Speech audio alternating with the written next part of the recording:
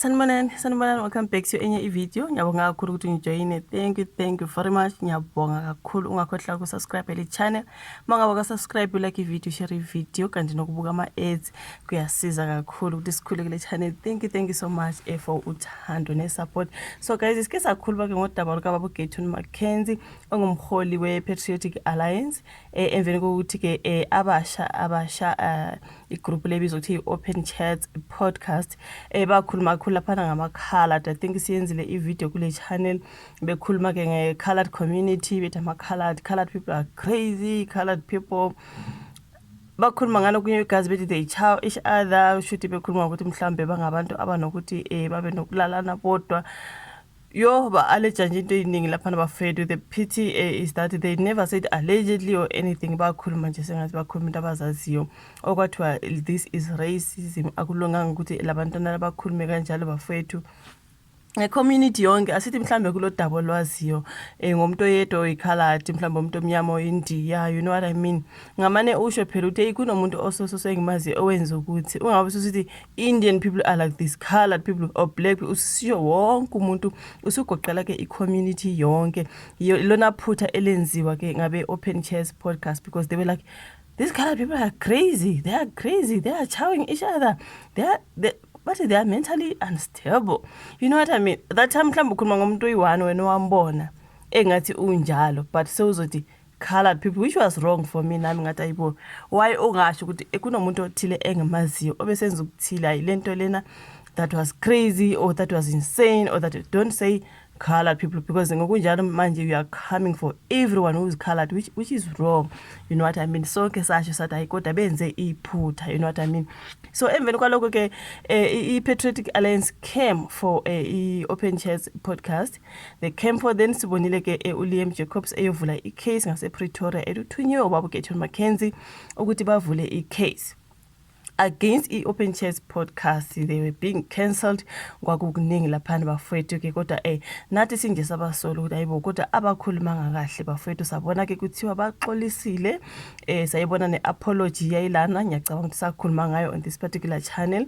Baxolisa ke abantwana bathi ayisiyaxolisa asenzanga kahle, you know what I mean. So sabona ke ikakhulukazi uBaba Gayton Mackenzie eyovula i-case against the Open Chats podcast waze wathi ufuna ukwazi ukuthi bashuthela kuphi, i-address yabo, ufuna ukwazi ama-stand wabo, ufuna ukwazi nje ukuthi basebenzela kuphi into ekanjalo, so that ufuna ukuthatha inyathelo against labo bantwana labo be-Open Chats. Ngithi abantwana because I think they are youngsters. For me, I can see ukuthi they are very young compared to Baba Gayton Mackenzie.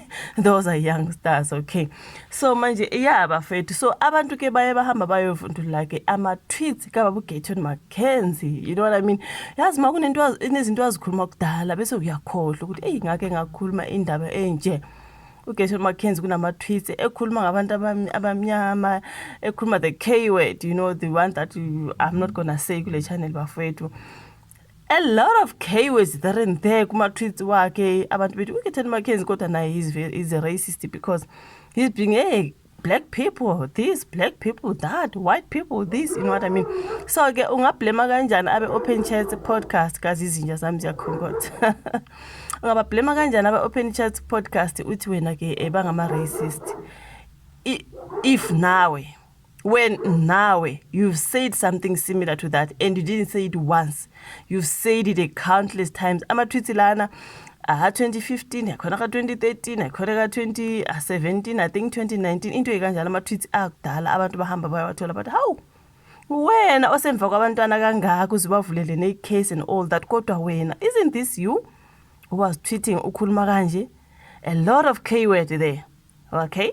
So kahle are you trying to come after abantwana for what now you are? Or uzamkwenza, you know what I mean. This is why people are going after Baba Gayton Mackenzie. Abantu bethi akehle esihlalweni. Remember, he is the Minister of Sports, Arts and Culture. Abantu bethi akaphume esihlalweni, akaphume lapho, he doesn't deserve to be there. Abantu, they were coming for him. Ithi ngifunde laphana kaSolizima bethi bavundululeke amanyundululu kaMackenzie okucwasa abansundu. right? So utrende kakhulu bafowethu. So i-African Transformation Movement, i-ATM, this is another political party, ifake ngokusemthethweni ke isimangalo ngongqongqoshe wezemidlalo ezobuciko namasiko uGayton McKenzie ikhala ngezinkulumo ezicwasa ngokwebala ezibhekiswe kubantu abamnyama baseNingizimu Afrika nokuthi kumele kwenze uphenyo oluphuthumayo bese esuswa esikhundleni. The very own Gayton McKenzie obebuya kanzima ngamandla after the Open Chess podcast ukuthi bathe colored people this ngoba sekushiwo yena since he's a colored man, but yena he's been saying a whole lot about black people. Ingabe iyenza isense guys, ngabe iyenza isense omhlambe wa Twitter wasekhohla ukuthi uthe mayihlala esihlalweni wasekhohla izinto azikhuluma emva ngathi usekhohliwe ngathi uyathanda ukukhohla baba Gayton McKenzie. Na kuthiwa isikhalo ke sithunyele e-office likamongameli sithunyelwe e-office, okay, e-office kamongameli eParliament kanye nasekomithini elihlanganyelwe leParliament lezimiso zokuziphatha nezinsikelelo zamalungu sigxile kuma Twitter. I-ATM isiqukethe izinhlamba ke zobandlululo ezibhekiswe emphakathini omnyama. uMcKenzie uhulileke engxabanweni mayelana nokuthunyelwe kwakudala kwenkundla yezokuxhumana kusukela ngo-2011 okwabiwe ku-Twitter. Wayekade engu-Twitter, u-X wayekade engu-Twitter, right?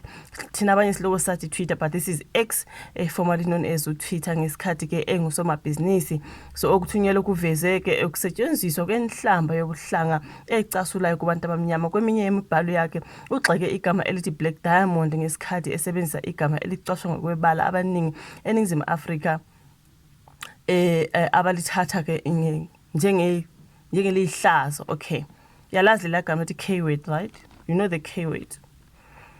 Asifundela my president, this is the tweet from, I think this is Vuyo Zungula, into ikanjalo. My president, Cyril Ramaphosa, you appointed a minister who has publicly uttered deeply offensive and despicable words against black people. It is really the vision of unity and inclusivity that the GNU stands for. We demand action now. This is someone who wrote this message to the president of South Africa, Cyril Ramaphosa. Nawafaka ke nama-tweet wonke lawa aka-Gayton McKenzie engizowafaka on my screen.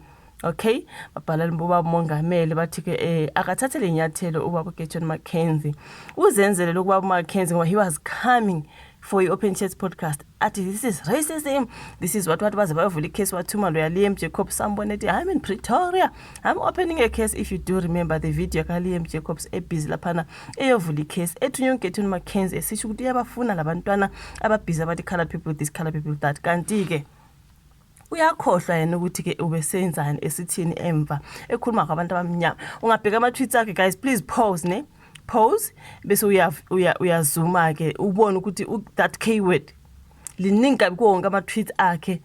If the Open Chats podcast ngempela ngangisho ukuthi ngiyabakhulumela ngoba bakhulume kabi, kodwa mangabe they are racist, ubaba Gayton McKenzie na he's a racist, bayafana. So why come after abantwana nawe you are doing the same? You are doing the same. He's only better now because maybe he's a minister of sports, arts and culture. Watushintsha indlela yokwenza. But hey, you forgot ukuthi ukhohle ukudelete ama-tweets akho akudala wakhohliwe, but abantu bahambe wathola bathi how baba Gayton wena nabantwana laba musi awukho umehluko musi ngathi niyafana. You know what I mean? So this is what he's currently going through. Ikhona ivideo engiyibonile esesiphendulela ke kulalokho abantu beza nje after him uye wasiphendulela, but mhlambe lokho sizokwenza kwenye ivideo baba Gayton McKenzie esezama ukuzikhulumela vala. Remember ubhuti is it Ronaldo House owacisha kwi-DA kwathiwa hey what is racist what even uGayton McKenzie was also coming after Ronaldo House about that racism ton. But again, Renato Holz was like, hey, he did this to me. But hey, but it's like when you forget easily, hey? You forget easily. But anyway, sizokwenza enye ivideo sikhulume ngakho konke lokho kwamanje ke ivideo dingazi kakhulu.